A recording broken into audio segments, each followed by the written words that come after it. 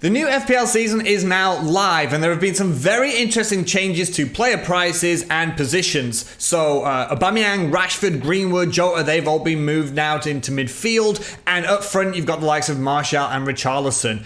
Pope has been given a significant price rise, Mane and Salah at the same price, and new boys Ziyech and Timo Werner are less than 10 million each, and somehow David Luiz is priced at 5.5 million. So let's have a look at some of the best players to start the season with, from goalkeepers all the way up to forwards.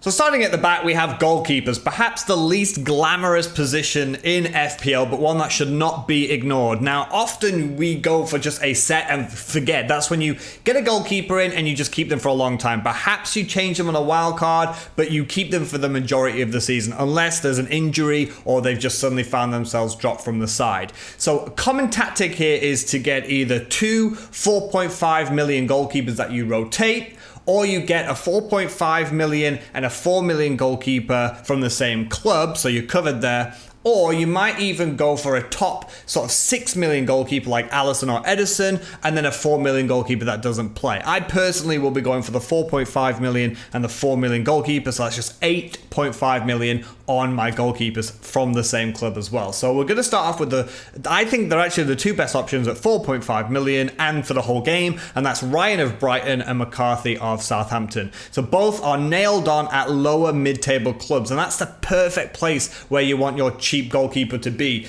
You're getting the occasional clean sheet and you're getting save points. It's like the Goldilocks zone, right? So they're not just always going to keep clean sheets, which is obviously the bad part, but then they're also going to get you a lot of save points. If you go for a team sort of maybe 3rd place to 10th place, yeah, they might get a lot of clean sheets, but they don't often get a lot of save points. So it seems like the lower mid-table clubs is the real sweet spot for those cheap goalkeepers. Now, you could argue for goalkeepers like Dubravka at Newcastle, or Guaita at Palace, or Fabianski at West Ham, both are 5 million, but that's 0.5 million more expensive, and they only fractionally do a tiny bit better than what Ryan did last season. McCarthy here is a little bit lower down on the points list, because remember, he wasn't the number one choice at Southampton for the entire season. Looking of course at Pope, he was the top goalkeeper last season. However, it's for me really hard to justify a 5.5 million price tag where there are good goalkeepers for 1 million less. Burnley have lost also quite a lot of players. There's some issues. Are they going to bring a lot of players in? I don't know how much is available at Burnley for Sean Dyche to sort of boost up that squad, but that 1 million save from not getting Pope but getting someone like Ryan or McCarthy could actually go a long way this season.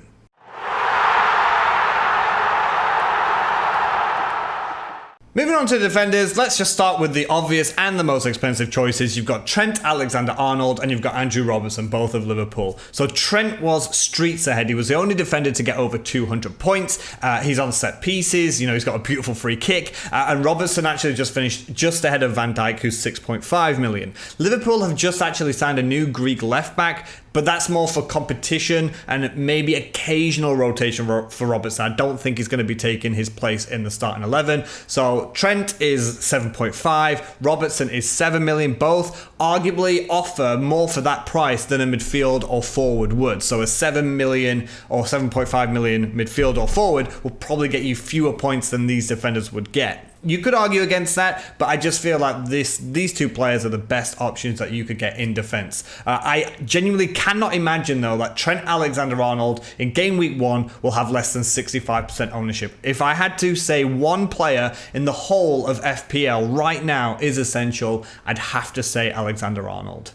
As for the rest, there are a lot of good options all the way down in the 4.5 million range. And a lot of people have already suggested a very simple way to just basically get Trent Alexander-Arnold and everybody else being a 4.5 million defender. I personally prefer sort of a big middle small layout. If I'm playing 3 at the back, I'll have a big player like Trent and then maybe a 5.5 to 6 million other defender and then a 4.5 million the rest. That's just me personally. However, of course, you play is up to you. I just think it gives me more of a balanced side. So before we go all the way down to 4.5 million, we've got Doherty at 6 million. I still think that is really well priced. The top 4 last season was Trent, Robertson, Van Dijk and then Doherty, and those 4 players finished quite ahead of everybody else. So I think 6 million is good value for the doc at Wolves. Laporte, he is nailed at Man City for 6 million, but just like if you choose 6 million Ederson, yes, they could get you some clean sheets. Maybe Laporte will get you the occasional goal, but I feel that with Manchester City, you want to be getting a midfield or forward. That's just, again, me personally, I just feel that 6 million for a defender there for some clean sheets isn't worth it. But I would keep an eye on Nathan Ake. He's 5.5 million. If he's nailed on at City, that's a good option. I think the same I would say about Joe Gomez. So if you don't want to splash out on Trent and Robertson, maybe Trent and Joe Gomez would be a good option there. Another one to keep an eye on is Fernandinho, but less so. I'm just going to say this because last year he was out of position in the wrong way. He was a midfielder playing defence. But now he's a defender and he should be back into midfield. But be wary here because he played a lot because Laporte was injured. But I feel as though now with Laporte and Ake likely being the centre-back partnership at City, Fernandinho has to fight to get into a very, very, very strong Manchester City midfield. And I don't think he's going to get as many minutes as he did last year. I actually don't see a lot of value in the 5 to 5.5 million area. Perhaps a Chelsea defender like James, if he's going to get that wing-back slot, because if Ziyech is on the right wing and he's cutting inside, that will give a lot of opportunities for James to overlap on the right wing. Maybe Eric Dyer at 5 million at Spurs, but I don't really trust Spurs that much. But similar to the goalkeeper situation, I feel like you've either got, I think you should get maybe one big expensive player in defence and then the rest sort of budget to pump up the points for you there. So going into the 4.5 million range, there are some very good choices here. So all of these players that we're going to talk about now are 4.5 million. A lot of the Burnley defence, they are still in this price zone. So if you're missing those clean sheet points from Nick Pope, you can still pick up Burnley defender, someone like Taylor. Still well priced, still strong at the back, so that's a good option there. Lamptey at Brighton is also a name that's making the rounds, and that's because not only is he playing at right back, which is obviously good, it's better than playing centre back, but he's actually made some appearances playing right midfield, so that could be a possible out of position player for you there. But with some signings coming in for Brighton, that might not be the case. So for example, Lallana, but there is previous of him playing in that right midfield position. I do believe, however, the best 4.5 million option, and the one that pretty much so many people are going to be choosing, is going to be Vinagre at Wolves. So Johnny is the normal left wing back for Wolves, but he's out for 5 to 6 months plus additional time to get match fit. Vinagre looks the nailed on left wing back replacement until either A, they sign someone else, or B, Johnny gets back to fitness. But by that point, you've probably already played your first wild card, and we've already got some idea of some other players to go and pick up from. If you're backing Bielsa and Leeds to do well, there's Eiling, Dallas, and Alioski here, with the latter occasionally being played actually quite far up the pitch. Personally, however, though, I do not tend to back a newly promoted Premier League team, especially in defence. So be careful about that one. That's more probably if you're a Leeds fan, or if you genuinely think Leeds are going to do pretty well in the Premier League, then that would be a decent option. Another 4.5 million offer here is Walker Peters. He's now permanently signed for Southampton, and he looks set to be nailed on as their right back / right wing back. Saliba at Arsenal now has finally fully finished his move because he signed last summer from Saint Etienne and then he was loaned back for a year. He's been touted as an extremely promising defender. I know Alan Smith, the former Arsenal player, has actually sort of tried to compare him to Van Dijk. However, one issue for me, one, he's untested in the Premier League, and two, his injury record last season was less than promising. He only played 12 out of a possible 28 games due to a hamstring injury and a metatarsal fracture. You could also look at his possibly and potential new centre-back partner in Mari. However, his injury record is almost as bad as Saliba's, if not worse. So just be careful. They're two very good options. I know we don't often trust the Arsenal defence, but for 4.5 million, they're very, very good options. Just be careful about those injuries. And now we get right to the bottom. Everyone's looking for the next 4 million man at the back. So potential ones, you've got Palace signing Ferguson. I believe it says he's centre back, but he can play right back as well. I know they got him from West Brom. There's some arguments there. West Brom didn't want to let him go, so Palace kind of snuck in there and swooped him on a free transfer.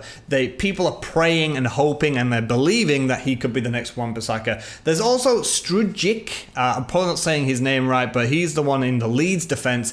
But they think that he could start at centre-back unless Leeds make a centre-back signing. And to be honest, they really need it. I'd be very surprised if Leeds don't go out there and get themselves a new centre-back. But just someone to keep an eye on, because this is just 4 million bench fodder. Ones that I'm not really going to suggest, but I have seen people getting them on social media like Twitter and YouTube. They've mentioned Branthwaite at Everton and Johnson at West Ham.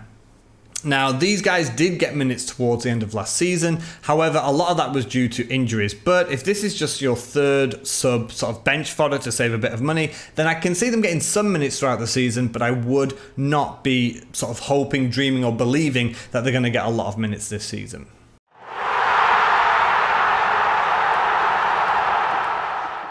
The midfield is absolutely jam-packed with FPL talent. Now, most of your points this year are probably going to come from the midfield, and there are some big decisions to make, especially now we've got Rashford and Aubameyang into the mix. They are now classed as midfielders. So with more options in the middle, what are we going to do? Now, layout-wise, I would suggest only choosing 2 premium players. So that's 2 players worth 10 million or more. So in this range, in the midfield category, we've got Aubameyang, Mane, Salah, Kevin De Bruyne, Raheem Sterling, and Bruno Fernandes. I'm also going to add Marcus Rashford to this because it's 9.5 million, so he's an almost premium.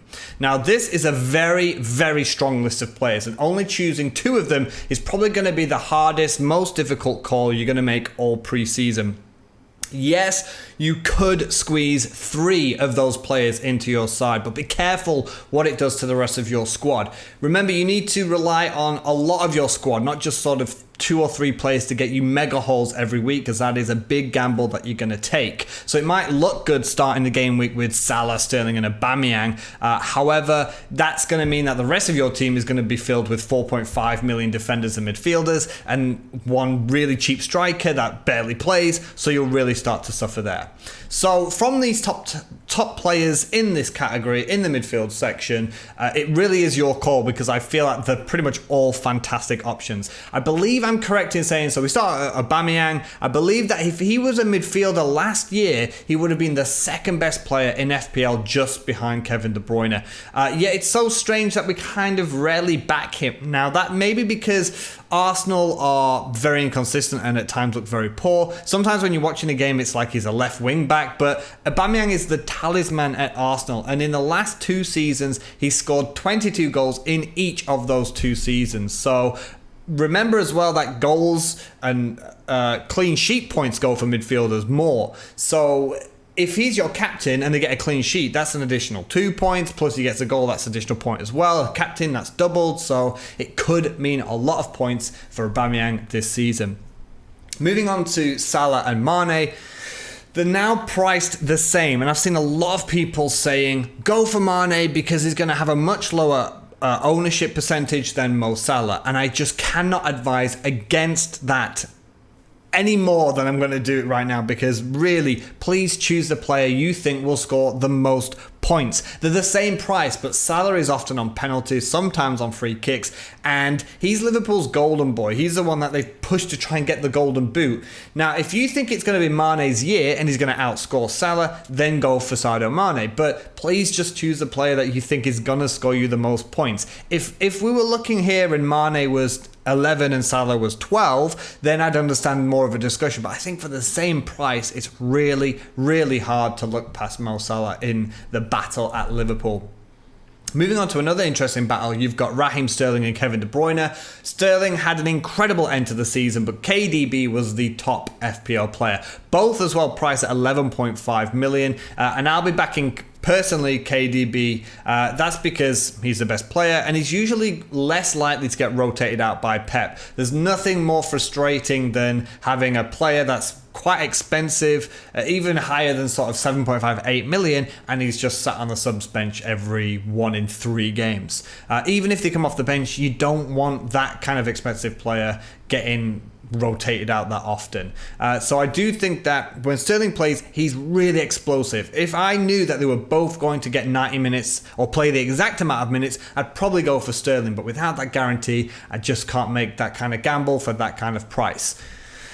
Finally, Fernandes and Rashford, the battle at Manchester United. 10.5 for Fernandes, 9.5 for Marcus Rashford. If I had to choose between the two, I'd probably go for Marcus Rashford, but it is so close. Points per game wise, Bruno was absolutely incredible. He's on set pieces. He seems to share penalties with Rashford, but Rashford really is a much more forward player, and I think he could be like a cheaper version of Aubameyang this year. So both of them were forwards, now they're both midfielders. I feel as though for that extra million as well, I don't think there's going to be a huge amount of points within it. Remember, Rashford missed a lot last season as well with quite a terrible injury. So I am, if you can afford it, maybe it's a really, really close. I don't think there's a wrong option. If you start with Bruno or you start with Rashford, I think they're both fantastic options there. Other notable players, the Chelsea pair, Pulisic at 8.5 million and Ziyech at 8 million. I can see both of them being used, one on the left wing, one on the right wing at Chelsea, but just keep an eye on Pulisic's injury and also keep an eye on how Ziyech slots into that Chelsea slide, especially because Werner could occupy one of those winger positions if he's not played through the middle, or if Chelsea sign Kai Havertz, you don't know how they're going to set up. So just before you put them into your drafts, maybe have a look how they are going to do or how Chelsea are going to line up in those pre-season friendlies. The best value players in midfield, in my opinion, are Greenwood at 7.5 million, Foden at 6.5 million, and Alan Saint-Maximin at 5.5 million. So if United pick up Jadon Sancho, that really could spell trouble for Greenwood, and he probably won't be on this list in the future. But if they don't get Sancho, he's a lethal finisher who basically plays as a forward, but now he's reclassified as a midfielder, so he could be fantastic value at 7.5 million. If they don't sign Sancho, I still see Greenwood getting a lot of minutes, being a starter for Manchester United, basically up front for 7.5 million. Phil Foden at 6.5 million is also great. Even though City have just signed Torres, I can't see Foden not getting a lot of game time. Pep Guardiola is so complimentary about Phil Foden. He's a real potential future star. Maybe he's going to more replace David Silva than playing that front three. He could have minutes limited, that's true, but I think for 6.5 million, a Man City attacking player, I think that's a gamble that you can that's worth taking. Just make sure you've got a decent first sub, but he's probably still going to come on as a sub in most games. And finally, whilst Newcastle aren't the most goal-getting team in the Premier League, Saint-Maximin is often the one that does make something happen at Newcastle. He's the main creative player. He's actually really exciting to watch. If you've seen him, he's so unpredictable. He's got beautiful footwork. He's just a really fun player. And if something's going to come for Newcastle, and for 5.5 million, it's probably going to come through the Saint. Also, if you do go for Alex Saint-Maximin, then the really good thing is, because he's 5.5 million, that would really free up an opportunity if you do want a third premium in midfield, or if you're just looking for funds elsewhere. I don't think having a 5.5 million player who's quite creative and plays most minutes for a decent Newcastle side is a bad option.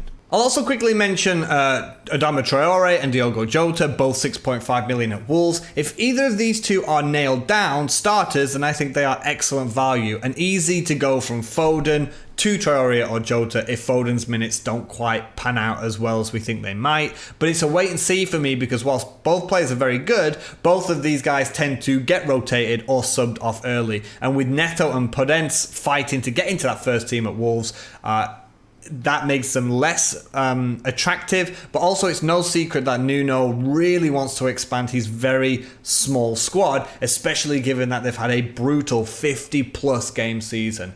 Finally, for 4.5 million bench fodder who gets some minutes, I'd suggest Basuma or Stevens at Brighton, or Romeo at Southampton. These players who should get quite a few minutes or quite a lot of minutes at their respective clubs, but certainly players that I would not want to be starting in my starting 11.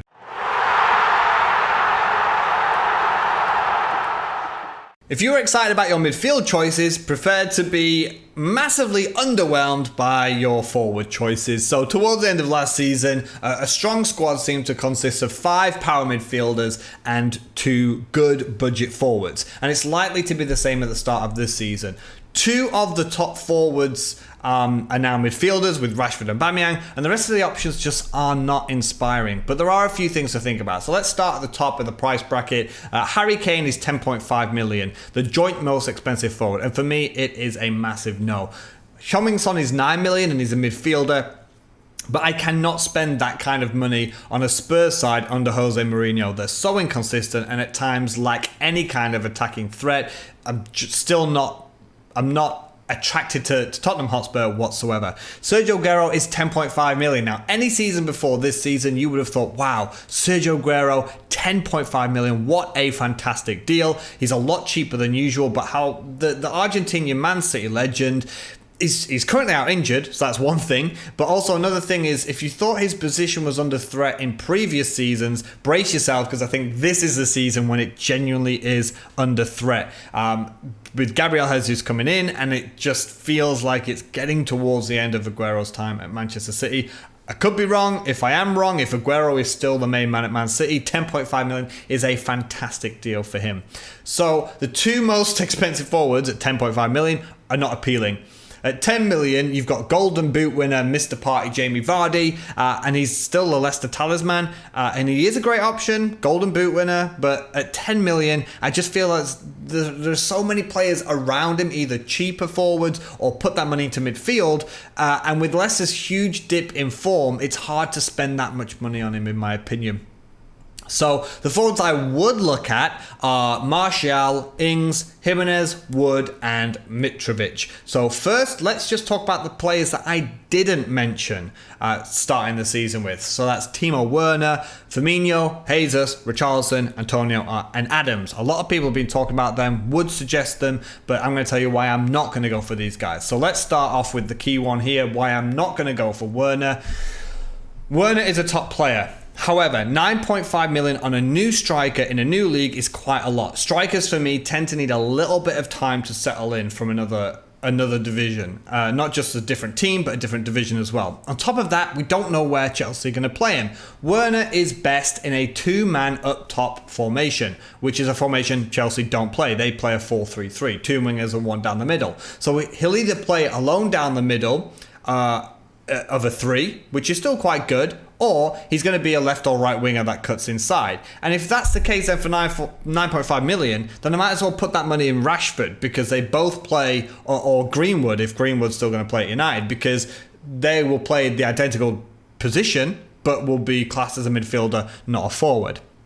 I'm going to wait for Werner for some preseason friendlies, not just to see how he is used, but also how Chelsea line up. But even if he is down the middle with 2 wingers next to him, he's not as effective as a solo striker. If you look at him when he plays for Germany, that's the situation when he's down the middle by himself. He's more effective in a 2-man up front, and as of now, Chelsea don't play that formation. Also, I feel as though the Premier League has teams with better defenses compared to Bundesliga teams and their defenses. So I'm not saying that he won't be great, but just to start the season with, or at least before we've seen any preseason games, I'll just wait and see. Before he comes into my drafts, I'm going to wait and see where he plays and how Chelsea line up.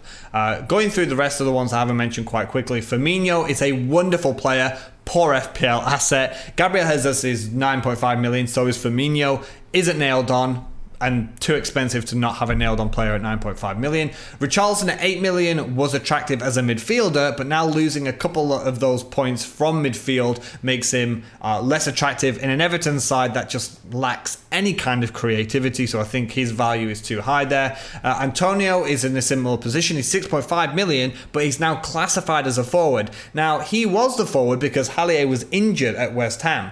If they go 2 up front and Antonio's one of the 2 strikers, 6.5 million, that's a good offer. But I could see Antonio either being left out of the starting 11 or drop back into the midfield. So then he's an out-of-position player the wrong way, which is something that you don't want.